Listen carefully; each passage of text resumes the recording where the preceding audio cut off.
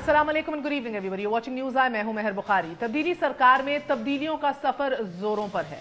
तब्दीली के सफर में वजीर खजाना असद उमर पहला शिकार बने तो बादशाह governor state bank Tariq Bajwa, chairman FBR झांजेब Khan, secretary खजाना यूनुस ढागा और chairman board of investment the recent new development हारून शरीफ साहब भी अपने ओहदों से सब जो हैं शख्सियात मुस्ताफी हो चुके हैं। अगरचे हारून शरीफ ने इस्तीफे की वजूहात जो हैं वो ज़ाती करार दी हैं, मगर ज़राए की इतलात ये हैं कि हारून शरीफ के इस्तीफे की बुनियादी वजह मुशीर खजाना हफीज शेख और मुशीर तजारत अब्दुल रज़ाक दाऊद से अहम मामलात पर इख्तलाफात थे।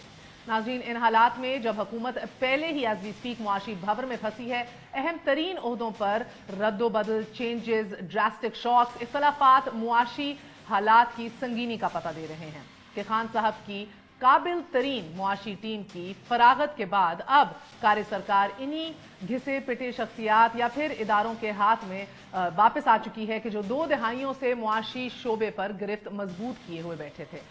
तब्दीली के इस सफर में PTI का नजरियाती कारकुन कहीं दिखाई नहीं दे रहा। अलबत्ता परवेज मुशर्रफ, पीपल्स पार्टी और ब्यूरोक्रेट्स के वही आजमाए हुए चेहरे जरूर हैं। अहम ओहदों पर बराजमान भी दिखाई दे रहे हैं। सवाल यह है कि क्या काबिल तरीन टीम की नाकामी के बाद नए लोग भंवर में फंसी मुआशी नाव को किनारे में लगाने में कामयाब हो जाएंगे? क्योंकि आज बात हो रही है हारून शरीफ साहब की, जिनका एक बेहतरीन CV है, ट्रैक रिकॉर्ड है। हारून शरीफ साहब जो है इन्वेस्टमेंट बैंकर भी रहे हैं, रीजनल हेड रहे हैं, वर्ल्ड बैंक के economic growth head UK DFID के रहे हैं, एग्जीक्यूटिव डायरेक्टर SECP के रहे हैं।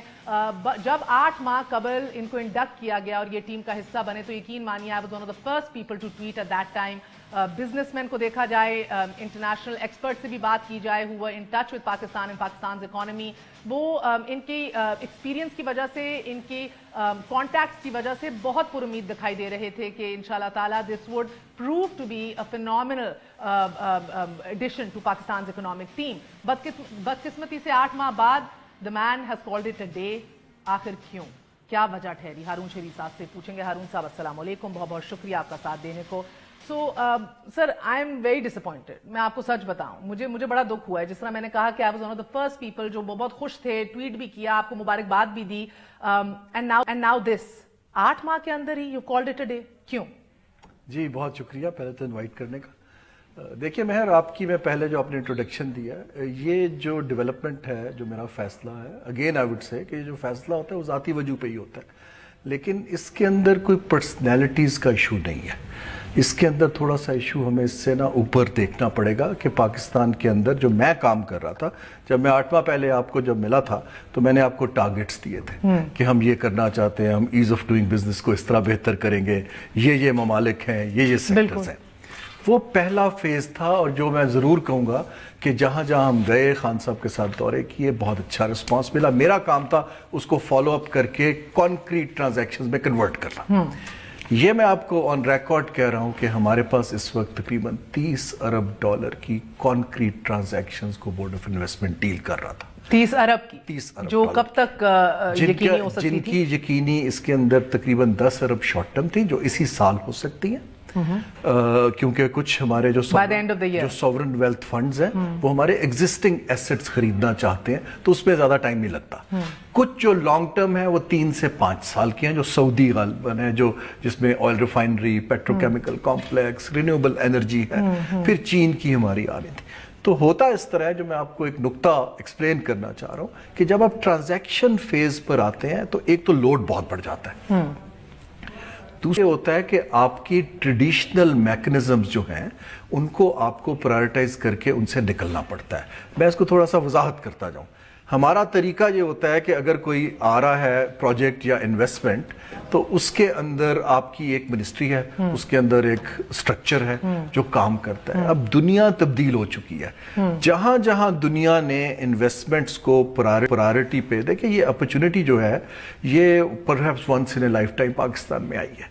इसको मटेरियलाइज करने के लिए आपको बिल्कुल एक 24/7 प्रोफेशनल्स की टीम जो डायरेक्ट वजीर आज़म को रिपोर्ट कर रही हो, इस तरह काम करना। और ऐसा नहीं था, ऐसा हमारे पास नहीं है इस वक्त। हसीना वाजिद ने भी यही किया है, मोदी ने भी यही किया है, शी जिनपिंग ने भी यही किया है, रशिया में भी यही हुआ है, मलेशिया में भी यही हुआ है। तो हमारे पास जो मैं बार बार पुश कर रहा हूँ हूँ और था कि देखिए हमें इसको ट्रेडिशनल सिस्टम से इंसुलेट करके आगे ले जाना। Stop here for a second. आप बेसिकली स्ट्रक्चरल सिस्टमैटिक फेलियर की बात कर रहे हैं कि वो फ्लो नहीं था, जो एक फ्लो वन विंडो ऑपरेशन जी बन नहीं पा रहा था। और जिन मिडिल ईस्टर्न कंट्री से आप बात कर रहे हैं including Saudi Arabia, Qatar, China, and these were huge projects, हम अरबों की इन्वेस्टमेंट का सुन रहे थे। मुझे तो याद पड़ता है सर कि फॉरेन डायरेक्ट इन्वेस्टमेंट तो अव्वलीन तरजीह थी वजीर आजम की। किधर मसला पड़ गया? देखिए ये वजीर आजम की तरजीह थी नहीं, उनकी है। तो वजीर आजम जो है मुझे बार बार यही बात कहते हैं कि ये सेंटिमेंट का मसला था जी। एक तो इशू ये है कि जो मेरे से बात करते हैं CEOs, they want to talk to somebody जिसके पास डिसीजन मेकिंग की पावर है। बिल्कुल। हमारे सिस्टम में लेयर्स बहुत है, तो वो लेयर्स में point man one window operation जी मैं लेयर्स को घटाने में कामयाब नहीं हो पा रहा था। एक तो ये था। दूसरा हमारी डिपेंडेंट ट्रेडिशनल ब्यूरोक्रेसी पे बहुत है, जो टेक्नोक्रेट नहीं है, जनरलिस्ट है, तो फिर काम डिले होता है जब कैपेबिलिटी नहीं होती। बिल्कुल सही कह रही हैं आप। तीसरी चीज, एक और अहम चीज ये है कि इस वक्त जो दुनिया हमारी अभी तक जो सिस्टम्स हैं वो बिल्कुल पेपर बेस्ड है। इस वक्त जो बाकी हैं ये लोग ये व्हाट्सएप पे फैसला करते हैं।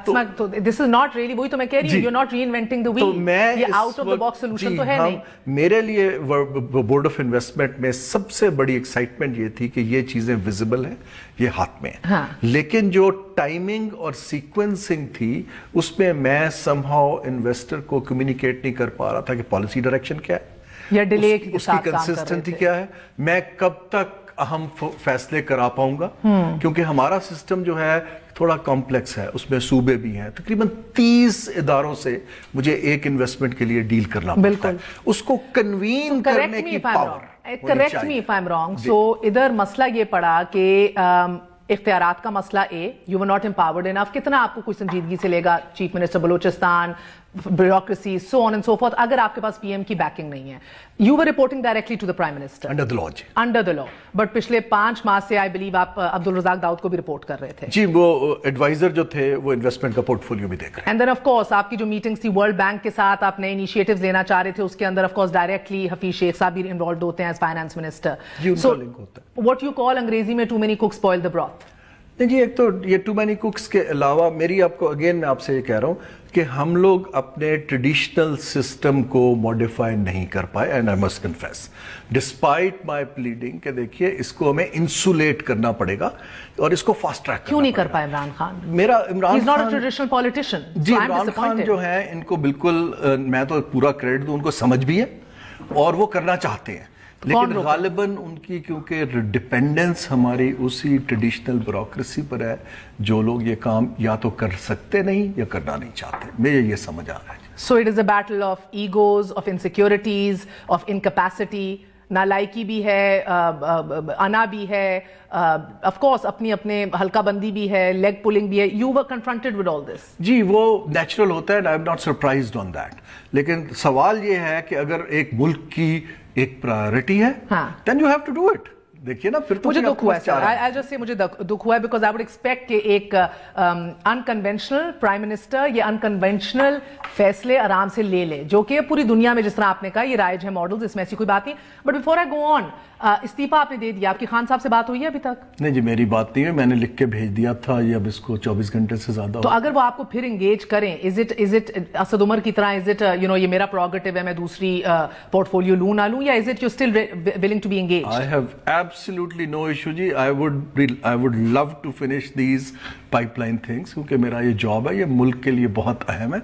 किसी कैपेसिटी में जॉब हो बगैर हो, I am in any capacity available to actually. तो मेरी अगर अंडरस्टैंडिंग के लिए अगर आज मैं हाइपोथेटिकली स्पीकिंग प्राइम मिनिस्टर हूं और ऐसे no Haroon you can not go, मैं नहीं आपको जाने दूंगी, मैं आपको इख्तियार दे रही हूं कि आप मधु करेंगे ये मीटिंग्स और आप मेरे पॉइंट मैन हैं, चाहे एवरी आपने कभी सजेस्ट किया वैसे प्राइम मिनिस्टर को कि एवरी 2 वीक्स या एवरी 20 डेज जो है एक मीटिंग बुलाया करें, चेयर किया करें इन्वेस्टमेंट के हवाले से?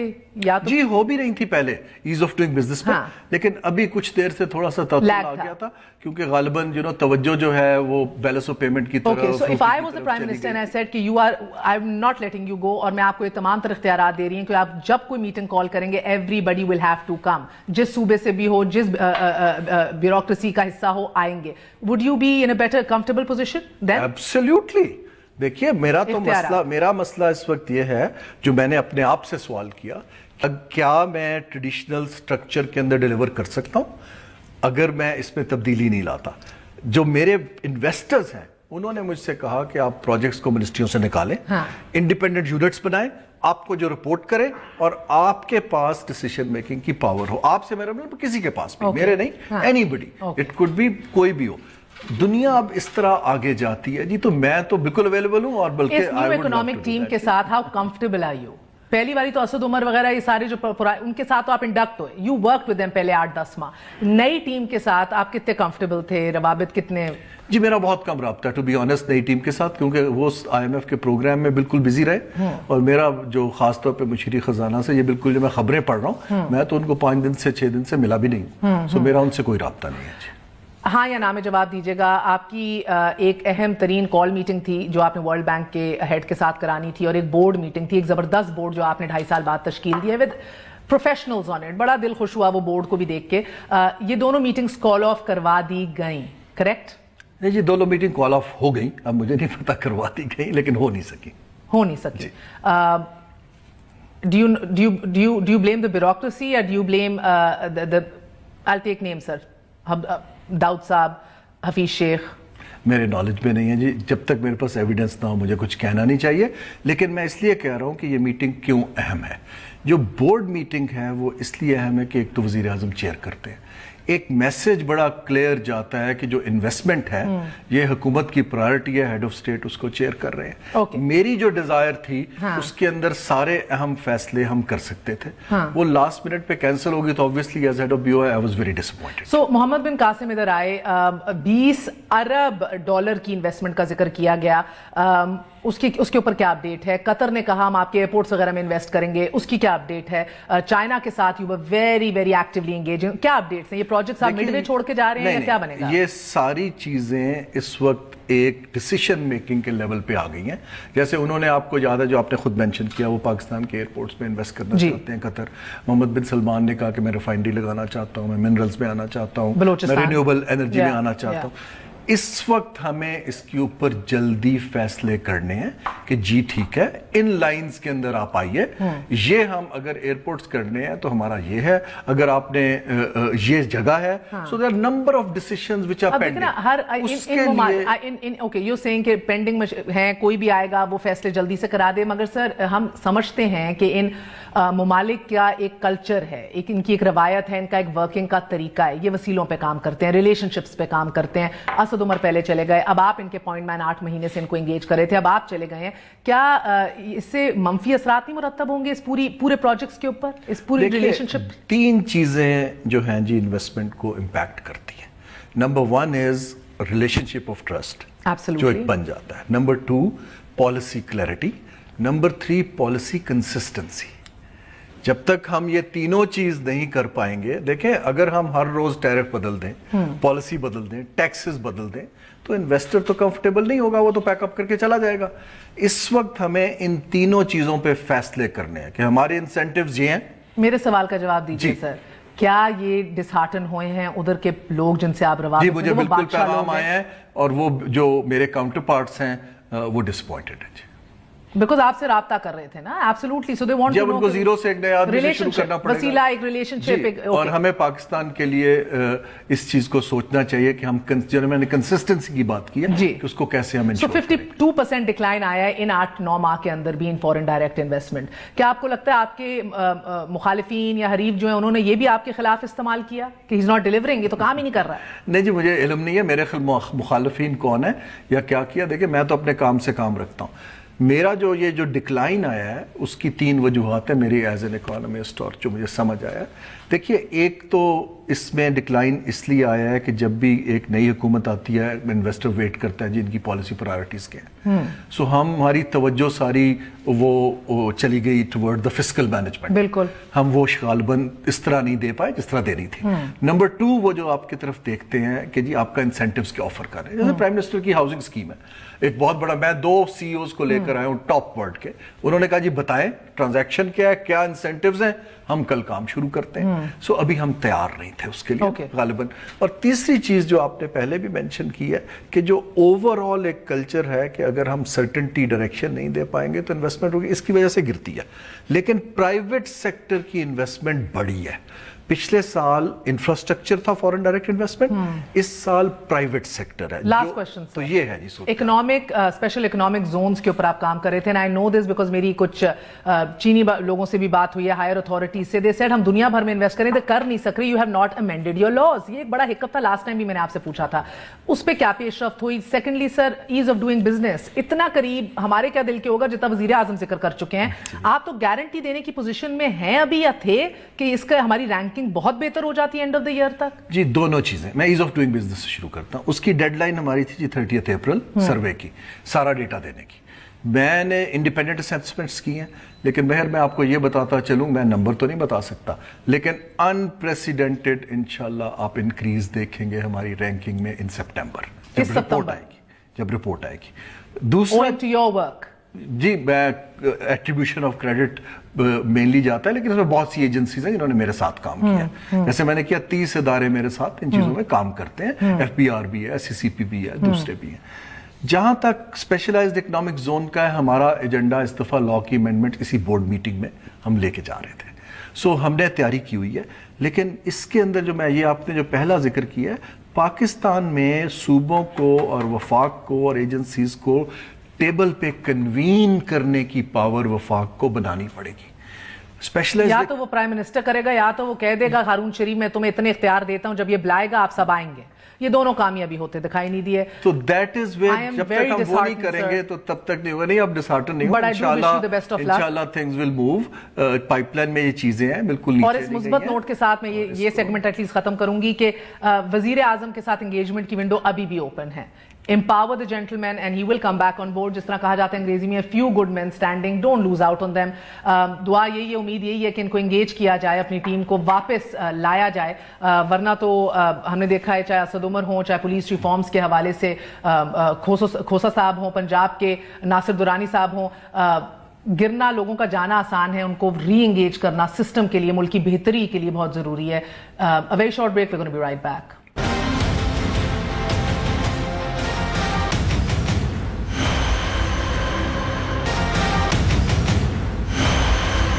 वापस आने का शुक्रिया, welcome once again to news आई। नाज़रीन, भारत में लोकसभा का इलेक्शन नताइज के आखिरी मरहले में दाखिल हो चुका है और अब तक मौसूल होने वाली गैर सरकारी गैर हतमी नताइज के मुताबिक इंडियन लोकसभा की 542 नशिस्तों में से नरेंद्र मोदी की जमात बीजेपी को 300 नशिस्तों पर वाज़े बरतरी हासिल है। अभी तक कांग्रेस ने 52, ADM ने 23 और शिवसेना ने 18 और दीगर जमातों ने अब तक 102 नशिस्तें हासिल की हैं। गुमान यही है कि नरेंद्र मोदी वाज़े अक्सरियत के साथ हुकूमत बनाने में कामयाब हो जाएंगे। मोदी की ये जीत, जिसकी बुनियादी वजह बहुत से लोगों के करीब पाकिस्तान मुखालिफ एजेंडा रहा है, अब सवाल ये उठता है कि मोदी की इस फतह से दो तरफा ताल्लुकात पर क्या असरात मुरत्तब होंगे। मोदी के इलेक्शन जीतने के बाद अब ये इम्तिहान इमरान खान साहब का भी है कि जिनका ख्याल था कि अगर मोदी इलेक्शन जीत गए तो कश्मीर और अमन पर बातचीत आगे बढ़ सकती है। इंतहा पसंद मोदी इसकी जो है ऑफेंसिव डिफेंस की अजित डोवल वाली डॉक्ट्रिन जिस पे अमल किया जा रहा था और बालाकोट पर हमले के बाद क्या अब यह तवक्को की जा सकती है कि दोनों पड़ोसी ममालिक में बनने वाली ये नई हुकूमतें खित्ते में अमन के कयाम और मसला कश्मीर के हल के लिए कोई संजीदा कदम उठा पाएंगी? हसन अकबर साहब से बात करेंगे। आप फॉरेन अफेयर्स हैं। हसन, अस्सलाम वालेकुम। वालेकुम अस्सलाम। हसन, फरमाइएगा कि टू थिंग्स, एक तो जैसा मैंने कश्मीर का जिक्र किया, बात बीजेपी ने बार बार पहले भी की कि 370 खत्म किया जाएगा, 35A को भी ये पहला काम करेंगे उन्होंने ये कहा था। सो कश्मीर के हवाले से अब क्या प्रोस्पेक्ट्स देख रहे हैं आप?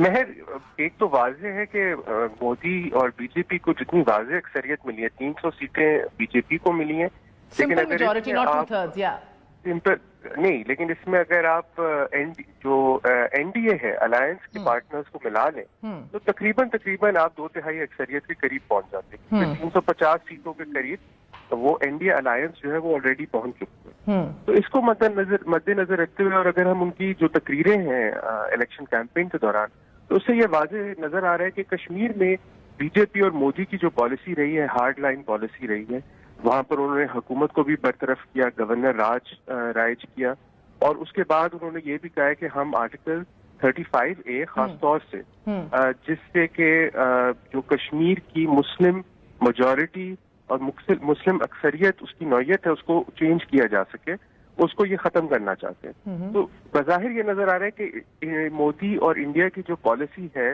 ہارڈ لائن پالیسی کشمیر کے حوالے سے وہ جاری رہے گی، جس سے پاکستان کے لیے مسائل آگے بڑھیں گے اور ہمارے جو انڈیا پاکستان کے تعلقات ہیں اس میں بہتری کی گنجائش کم ہو. تو مجھے یہ بتائے گا بیکاز یوزلی ہارڈ لائنرز کے ساتھ ہم دیکھتے ہیں اسپیس بھی بہرحال نکل آتی ہے زیادہ، اور 2/3 میجورٹی کے بغیر پارلیمنٹ میں تو یہ کشمیر کو ضم نہیں کیا جا سکتا، یہ لیجسلیشن نہیں لائی جا سکتی، سو اس کے لیے بھی ایک طویل عرصہ شاید درکار ہوگا. Do you feel Imran Khan صاحب جو آپٹمسٹک تھے with Modi coming back into power, that optimism is well founded? ہاں، اس میں جو ہم نے دیکھا ہے کہ سشما سوراج کی اور فارن منسٹر شاہ محمود قریشی صاحب کی SCO کے سائڈ لائنز پہ میٹنگ ہوئی ہے، یہ یقیناً ایک پازیٹیو سگنل ہمیں نظر آیا ہے کہ آپس میں تعلقات یا بات چیت کا ایک ذریعہ دوبارہ بنایا جا رہا ہے. ساتھ ساتھ میں ہمیں یہ بھی خبریں ملی ہیں کہ جی دونوں ہائی کمشنرز جو ہیں انڈیا کے ہائی کمشنر اسلام آباد میں اور ہمارے جو نئے ہائی کمشنر جا رہے ہیں دلی، ان کو یہ ایجنڈا دیا گیا کہ جی کوئی بات چیت کا راستہ نکالا جائے. لیکن ہمیں یہاں پر ایک جو انڈیا کے اندر جو ڈومیسٹک پالیٹکس ہے اس پہ نظر رکھنے کی بھی ضرورت ہے مہر، اور وہ یہ ہے کہ انڈیا کے الیکٹورل پالیٹکس میں انڈیا کے ڈومیسٹک ووٹر نے نریندر مودی کو ایک hard line Hindutva policy, anti Pakistan policy اور اینٹی مائنورٹیز پالیسی کو ووٹ دیا ہے، اور یہ ہمیں مد نظر رکھنے کی ضرورت ہے. تو اس سے نظر یہ آتا ہے کہ ان پالیسیز کو جو ہے پذیرائی مل رہی ہے انڈیا کے. سو گو کہ پنجاب اور کیرلا میں بی جے پی کو اکثریت نہیں ملی، بٹ یو ڈو سی کہ وہ سیکولرزم آف انڈیا وہ کانسٹیٹیوشن تک محدود ہوتا دکھائی دے رہا ہے.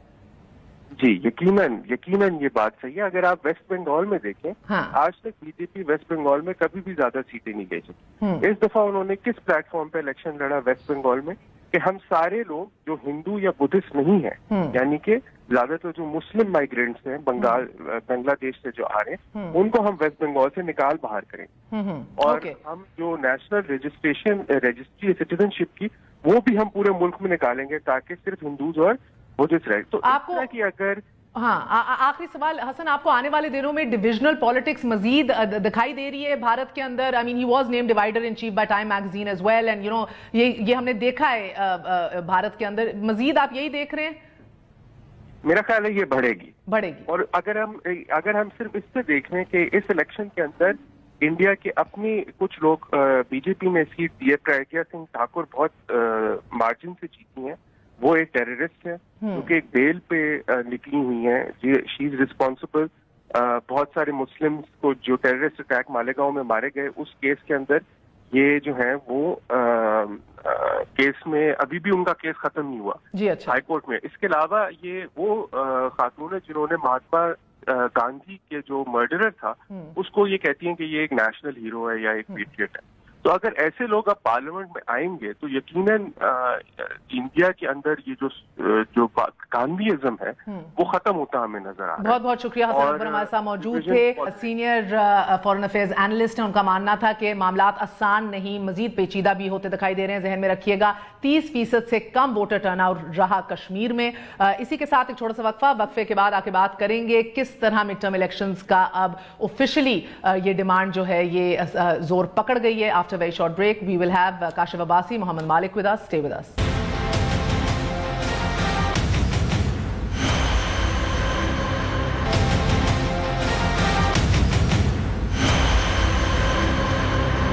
واپس آنے کا شکریہ. Welcome once again to news. ناظرین، بلاول بھٹو کی افطار ڈنر کے بعد آئے روز حکومت مخالف تحریک چلانے کے جو عہد و پیمان ہوئے تھے، ہم دیکھ رہے ہیں کہ رویوں میں، بیانات میں ایک تلخ ہوتا ایک نیریٹو ہے سامنے آ رہا ہے. رویے بھی تلخ ہوتے چلے جا رہے ہیں. آج مسلم لیگ نون کے سینئر نائب صدر شاہد خاقان عباسی صاحب نے بھی یہ کہہ دیا کہ وقت آ گیا ہے کہ حکومت کو اب گھر بھیج دیا جائے.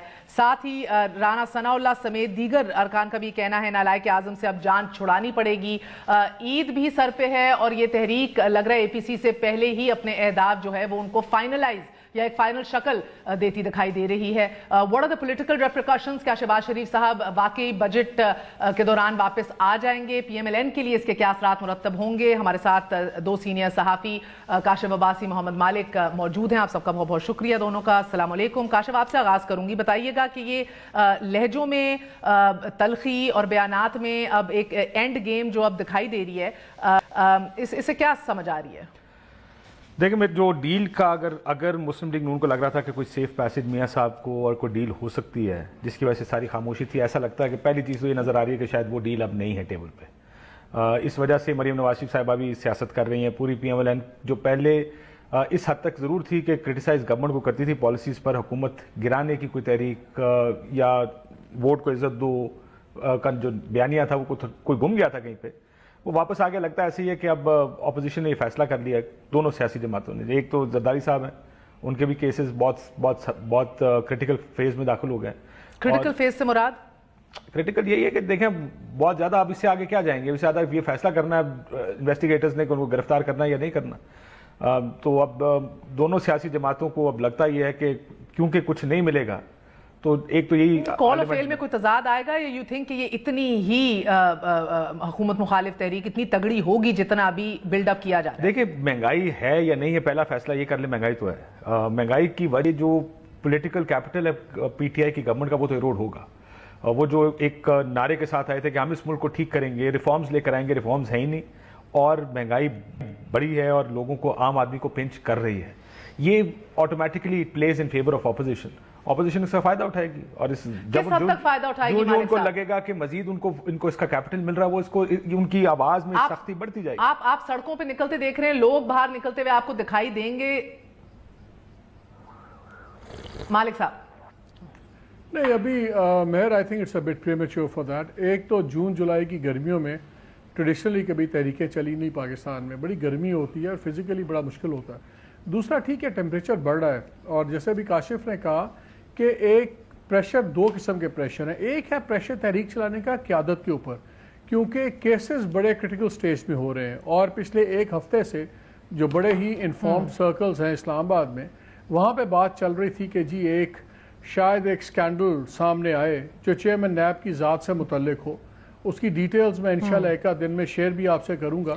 سر، یہ ملک کی تاریخ کا سب سے بڑا شرمناک سکینڈل سامنے آ گیا. یہ بھی بریکنگ پھٹے چل رہے ہیں ایک ہفتے سے چل رہا تھا کہ جی، اور وہ جو اس پہ لوگ انوالوڈ ہیں اس کی بھی میں آپ کو تفصیل آپ سے شیئر کروں گا ایک دو دن میں. آلریڈی نو اباؤٹ اٹ کہ اور تو کوئی بریکیں لگانے کا کوئی طریقہ مل نہیں رہا. تو ایک لائر ہیں اور ایک گروپ ہے جو لاہور میں یہ جائیدادوں کا قبضہ گروپ بھی چلتا ہے، اس کو بھی یوز کیا ہے ایک بڑی party one ex ruling family نے، اور وہ لنک اپ کلیئر ہے. لنک اپ، اور وہ میرا خیال تھا شاید ابھی ہفتہ 10 دن لگیں، لیکن آج جو چیزیں شروع ہوئی ہیں کچھ میڈیا کے حصوں میں، اس سے کلیئر ہو گیا کہ that thing is already out in the open. یہ ایک کیا یہ جسٹیفائی کرتا ہے ان کے کانڈکٹ کو؟ سوال نمبر 1. سوال نمبر 2 پہلی بات تو یہ کہ ابھی ہوگا کیا کہ اس انٹرویو کے بعد جو کویسچن مارکس اٹھے تھے ابھی اس پہ کیپٹلائز کرنے کی کوشش ہو رہی ہے. یہ نظر آ جائے گا. یہ کوئی جو میری اطلاعات ہیں ابھی تک اس کے مطابق اس میں کافی چیز ہے to put NAB on the back foot, کیونکہ نیب اتنا ہی اسٹرانگ ہے جتنا اس کا چیئرمین اسٹرانگ ہے. پہلے یہیں پہ قمر چودھری تھے تو یہ نیب بالکل ٹوتھ لیس تھا. یہیں پہ آ کے چیئرمین نیب نے اگر کام شروع کیا تو نیب کے اندر دانت بھی آگے، اس کے پنجے بھی نکل آئے. تو اگر آپ نیوٹرلائز کر دیتے ہیں چیئرمین نیب کو تو آپ کے آدھے، اور کچھ نہ بھی ہو، اگر کنٹروورسی بہت بڑی آپ بنا دیں تو ٹینشن ڈائیورٹ ہو جاتی ہے چیئرمین نیب. اور پوٹینشلی اس میں ڈسٹرکٹیو ایلیمنٹس ہیں اس کنٹروورسی میں. سر، یہ جو اب خبر بھی آ رہی ہے کہ یہ ہلا دینے والے، دیکھیے یہ ہمیشہ ڈیپینڈ کرتا ہے. اب گیم چل رہی ہے برنکمن شپ کی. اپوزیشن ایک پریشر بنانے کی کوشش کر رہی کہ شاید گورنمنٹ بلنک کرے. دوسری طرف اب ایک پریشر بنایا جا رہا ہے نیب کے چیئرمین کے اوپر کہ چیئرمین نیب بلنک کرے، کیونکہ اگر ان دونوں میں سے کوئی بھی بلنک کرتا ہے تو ریلیف دو بڑی پارٹیز کے دو بڑے خاندانوں کو ملتی ہے. تو یہ اب بڑی انٹرسٹنگ سچویشن ہوگی ہے وچ کین ٹرن اگلی آلسو. اب بڑا امپورٹنٹ ہو جائے گا اسٹیبلشمنٹ کا رول بھی، کہ اسٹیبلشمنٹ کہاں کھڑی ہوئی ہے. ان کا وزن اور بھی بڑھ جائے گا. ان کی جو سی پوزیشن آف انفلوئنس ہے گورنمنٹ کے اوپر کسی بھی طرف چیزیں کرنے کی وہ اور بھی بڑھ جائے گی، کیونکہ بہت بڑا اب اسٹیبلائزنگ رول ان کا ہوگا. کہ وہ کیا رول کرتے ہیں.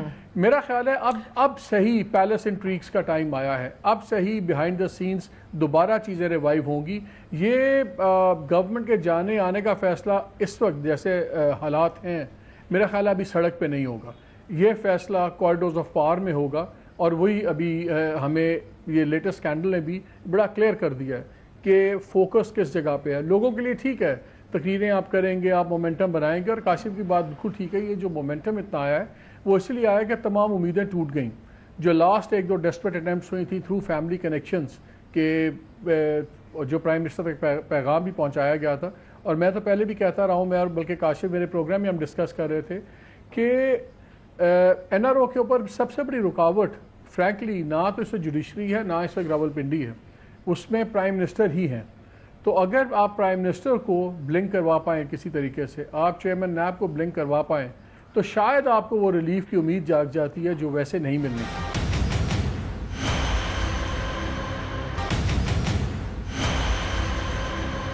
یہ بڑا انٹرسٹنگ سوال پوچھا ہے, اینڈ لٹل اور more that we know of Imran, اور جتنا قریب ہے وزیر اعظم صاحب کا یہ پورا ایجنڈا احتساب کا اور ہولا ہاتھ نہ رکھنے کا. آپ نے دیکھا کہ معاشی ٹیم کو تبدیل کر دیا, ادھر ہی ڈیڈ بلنک, وہ پریشر میں آئے, پرسپشن کی وار, اپوزیشن جیت گئی. آپ نے دیکھا Haroon Sharif is the latest one who's just resigned, he just walked out of the studio ابھی آپ کے آنے سے پہلے.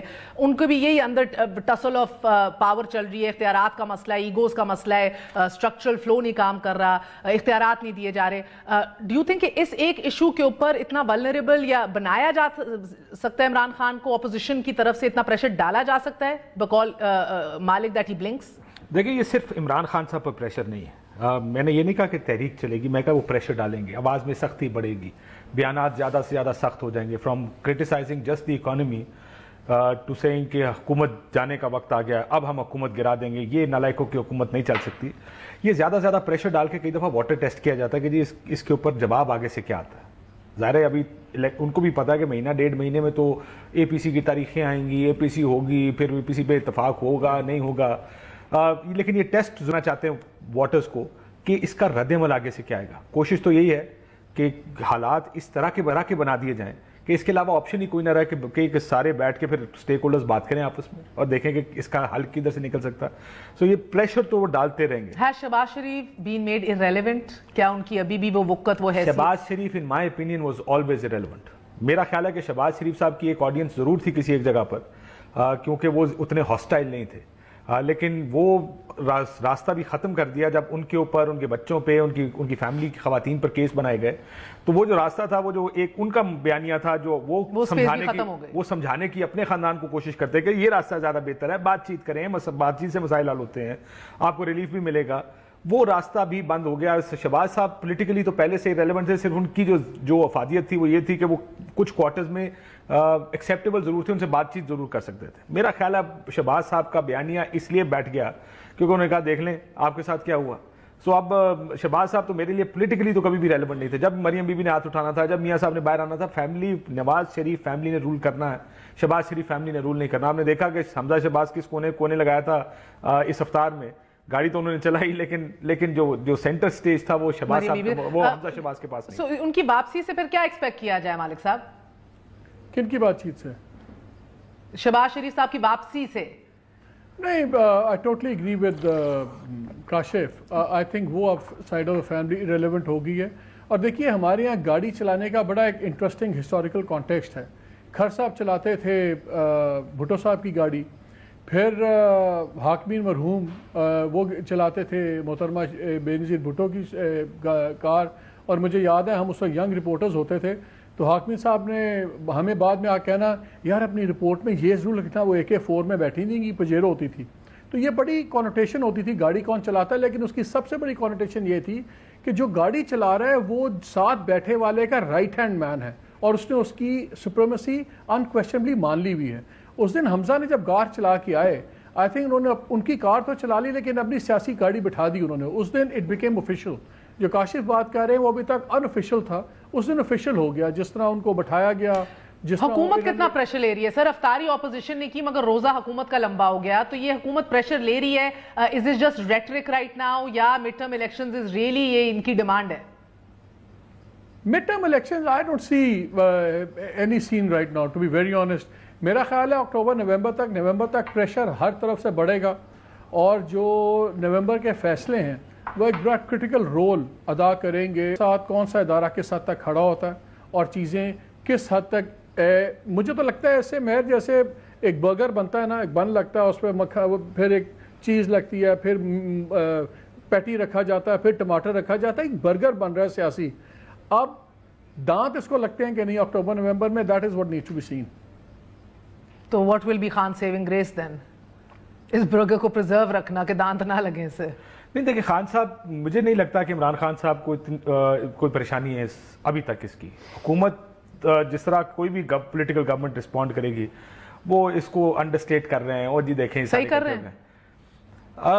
ان کے پاس کوئی آپشن نہیں ہے, وہ اس کو سیریس تو نہیں لے سکتے. اگر اس کو کہنا شروع کر دیں ہاں یہ ہمیں خطرے کی بات ہے, کرنا چاہیے. دیکھیں حزب اختلاف کو انگیج کرنے کی ٹرمز کیا ہوں گی یہ بھی فیصلہ حکومت نے کرنا. ان کی ٹرمز اگر صرف یہ ہوں کہ ہمارے کیسز کا کیا بنے گا تو پھر یا تو آپ انگیج کرنے کے بعد فیصلہ بھی کرنا پڑے گا کہ ہم آپ کے اوپر یا تو ہولہ راحت رکھیں گے یا نہیں رکھیں گے. اگر آپ نے انگیج کر لیا تو اس کا مطلب پہلی فتح تو اپوزیشن کی ہو گئی. ان کا یہ خیال ہوگا کہ اب ہم کہیں درمیان میں راستے میں میٹ کر سکتے ہیں, we can do business with the government. مجھے نہیں لگتا عمران خان صاحب انگیج ابھی تک کم از کم عمران خان صاحب انگیج بڑا آسان طریقہ اپوزیشن کے غبارے سے ہوا نکالنے کا. اگر تو خان صاحب نواز شریف صاحب کو فیسیلیٹیٹ کر دیں باہر جانے میں, یہ ساری تحریک بھی فزل آؤٹ ہو جائے گی, یہ ساری چیزیں بیٹھ جائے گی. اتنی سی بات ہے. اور یہ سب آپ ابھی آؤٹ آف باکس کوئی نہیں کچھ کر رہا. اپوزیشن وہی کر رہی جو ایکسپیکٹڈ تھی, جو ان کی مجبوری ہے. گورنمنٹ وہی کر رہی ہے جو ہر گورنمنٹ کی عادت ہے, انڈرسٹیٹ کرو, شرگ آف کرو اپوزیشن کے اپنے پریشر. کوئی انپریڈکٹیبل چیز انہونی نہیں ہو رہی. صرف چیز یہ ہو رہی ہے کہ ادھر پریشر کس چیز کا ہے کہ جو ان کا پہیہ کا ایک پورا سرکل کاٹ چکا ہوا ہے نواز شریف صاحب کا. گورنمنٹ چلی گئی, ان کو سزا ہو گئی, یا وہ سیکنڈ فیز میں اپنے آرڈیل کے. اب ان کا زرداری صاحب پہ آرڈیل شروع ہونا تھا تو آپ نے ایک حملہ کر دیا چیئرمین نیب پہ, دوسرا حملہ آپ اسٹریٹ پہ آ رہے ہیں. کرٹیکل فیکٹر کیا ہے, if you keep your eye on the ball, critical issue کہاں سے ہوا ہے کہ زرداری صاحب اندر جاتے ہیں یا نہیں, یا میاں صاحب باہر آتے ہیں نہیں. آپ ایک ایکویشن کو ڈسٹرب کر دیں, میاں صاحب باہر چلے جائیں, آپ دیکھیے گا آپ کی تحریک ایک تو اندر جا ہی جا رہا ہے, دوسرا باہر آ رہا ہے کہ نہیں. اسلام آباد کی خبر یہی ہے کہ ایک اندر جائے گا ایک باہر جائے گا. اسلام آباد کی خبر جانے کی تو تحریک میں خبر ہے سر, باہر آنے کی نہیں ہے خبر. جی میں آپ کو بتا رہا ہوں کہ خبر یہ ہے کہ ایک اندر جائے گا ایک باہر جائے گا. دیکھیں وہ بھی بچے نہیں بیٹھے ہوئے. میرا خیال ہے کہ کہیں نہ کہیں یہ بحثیں ہو رہی ہیں, یہ نہیں کہ نہیں ہو رہی.